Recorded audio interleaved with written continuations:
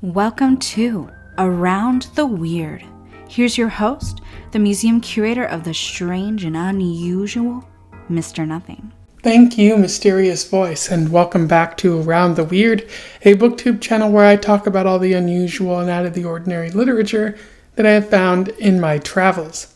Today it is Poetry Thursday, so let us talk about some interesting poetry that has recently spoken to me in some way, because I am a lover of poetry, especially modern poetry, despite what certain detractors out there will say. Today's poem is about wolves and ruined cities. I am referring to The Last Wolf by Mary TallMountain. For those who don't know, Mary TallMountain is was a writer who lived in the late 1900s. She was known for writing about addiction and her native ancestry and nature and stuff like that. She herself was Koyukon, I believe it is, which is a group of people who lived in Alaska for quite some time and still live in Alaska. So that was some of her ancestry. She was multiracial, so not merely just native or anything like that. She dealt with alcoholism in her time, and she also kind of died in poverty, but before she did that, she moved to San Francisco, where she founded a writing school there, and wrote about her time in San Francisco as well, which shows up in today's poem. If my assumptions about it are correct, I could be wrong, but let's find out about that. Without further ado, let's talk about this interesting poem. I'll read it, I'll do an analysis, and we will move on from there. The Last Wolf. The last wolf hurried toward me through the ruined city, and I heard his baying echoes down the steep smashed warrens of Montgomery Street and past the ruby-crowned high-rises, left standing, their lighted elevators useless. Passing the flicking red and green of traffic signals, baying his way eastward in the mystery of his wild loping gait, closer the sounds and the deadly night through clutter and rubble of quiet blocks.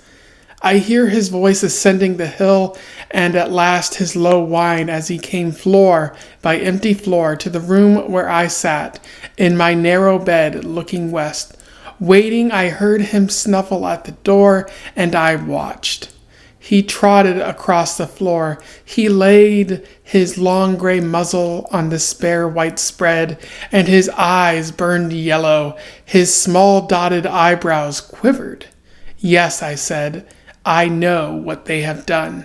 In terms of analysis, this is a very interesting poem. I think a lot of the interest for me comes from not quite knowing what she's really getting at with the poem, because on the surface it seems like she's talking about a wolf running through a ruined city towards a woman, and the narrator, possibly Mary TallMountain herself, sitting in a room. Why is she sitting in a ruined city? That's a good question. And this dog is very unusual. It has eyes burned yellow, a gray muzzle, possibly a feral dog, and the woman says, "I know what they have done." So on the surface, there's a lot there that you can pick apart. But this isn't just a surface poem. There's a whole lot beneath it. She talks about this ruined city, which I presume is San Francisco. She says, and I heard his baying echoes down the steep, smashed warrens of Montgomery Street and past the ruby-crowned high-rises left standing, their lighted elevators useless. So this city has seen some turmoil in its time. And I looked it up because Montgomery Street is in San Francisco. It's not a decrepit type of city, sort of the last vestige of old San Francisco. So what I think she's saying there is this is sort of maybe a future or something like that, where she's because I don't think Montgomery Street in the 70s, when she was still alive, was necessarily a rundown portion of the city. Like, I think this is more in her imagination a ruined version of San Francisco more than anything else. What exactly ruined it? This is again the 1970s, maybe a bit earlier. So it's possible nuclear war ruined it. It's possible the people of California ruined it with their debauchery. It's possible that people eventually just let it decay because people are really bad at keeping up with the environment and not letting things fall to waste. I don't really know for sure what she's getting at. I don't really know much about her personal history, but I'm leaning towards nuclear war or something because, like, in the context of when she was living, a lot of people feared that type of thing. But what does this dog represent? That's another good question about this poem, because it's running through the city, going through the ruins, and she notes that it has eyes burned yellow and small dotted eyebrows quivered. This dog seems to be scared, possibly a feral dog looking for food.